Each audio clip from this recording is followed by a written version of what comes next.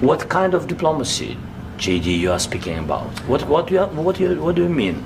I'm talking about the kind of diplomacy that's going to end the destruction of your country. Yes, but if you Mr. President, with respect, I think it's disrespectful for you to come into the Oval Office and try to litigate this in front of the American media. Right now, you guys are going around and forcing conscripts to the front lines because you have manpower problems. You should be thanking the President for trying to bring an end to this conflict. Have you ever been to Ukraine that you say what problems we have?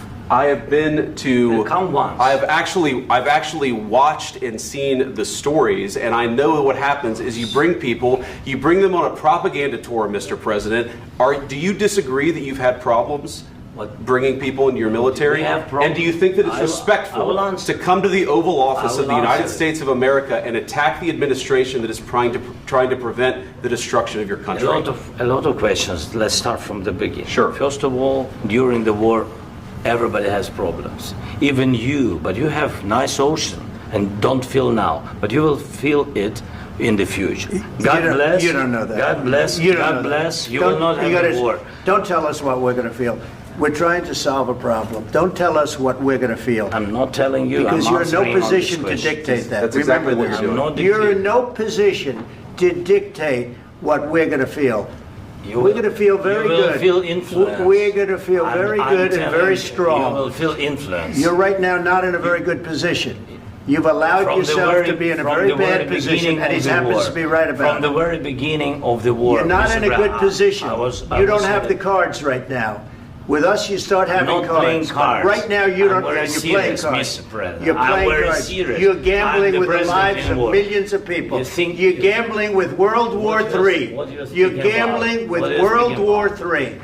And what you're doing is very disrespectful to the country, this country, that's backed you far more than a lot of people said they should have. Have you said thank you once? This entire meeting? No, in this entire meeting, have you said thank you? You went to Pennsylvania and campaigned for the opposition in October. Offer some words of appreciation for the United States of America and the president who's trying to save your country. Please, you think that if you will speak very loudly about the war, He's not speaking loudly. He's not speaking loudly. Your country's in big trouble. Can I Wait a minute. No, you've done a lot of talking. Your country is in big trouble. I know. You're not winning. You're not winning this. You have a damn good chance of coming out okay because of us. Mr. President, we are staying in our country, staying strong from the very beginning of the war. We've been alone, and we are thankful. I said thanks you haven't in been this alone. cabinet, you and haven't not been only alone. in this cabinet. We gave you, through this stupid president, $350 billion.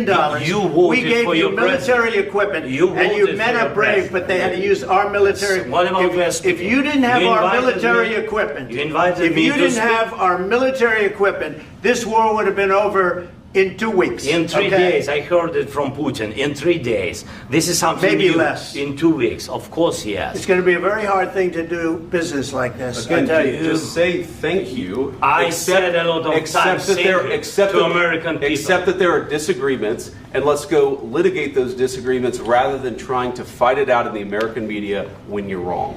We know that you're wrong. But you see, I think it's good for the American people to see what's going on. I understand, sir. I think it's very important. That's why I kept this going so long. You have to be thankful. You don't have the cards. You're buried there. Your people are dying. You're running low on soldiers. Listen, you're running low on soldiers. It would be a damn good thing. And then you tell us, I don't want a ceasefire. I don't want a ceasefire. I want to go and I want this. Look. If you could get a ceasefire right now, I tell you, you take it so the bullets stop flying and your men stop getting killed. Of course, we want to stop the war. But you're saying you don't want a ceasefire. But I said to you, I want a ceasefire. With guarantees. Because you'll get a ceasefire faster than an agreement. Ask our people about ceasefire, what they think. That wasn't with me. That wasn't with me. That was with a guy named Biden who was not a smart person. That was with Obama. It was your president. Excuse me. That was with Obama, who gave you sheets, and I gave you javelins. Yes. I gave you the javelins to take out all those tanks. Obama gave you sheets. In fact, the statement is Obama gave sheets and Trump gave javelins.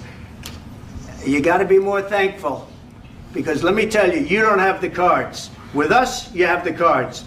But without us, you don't have any cards.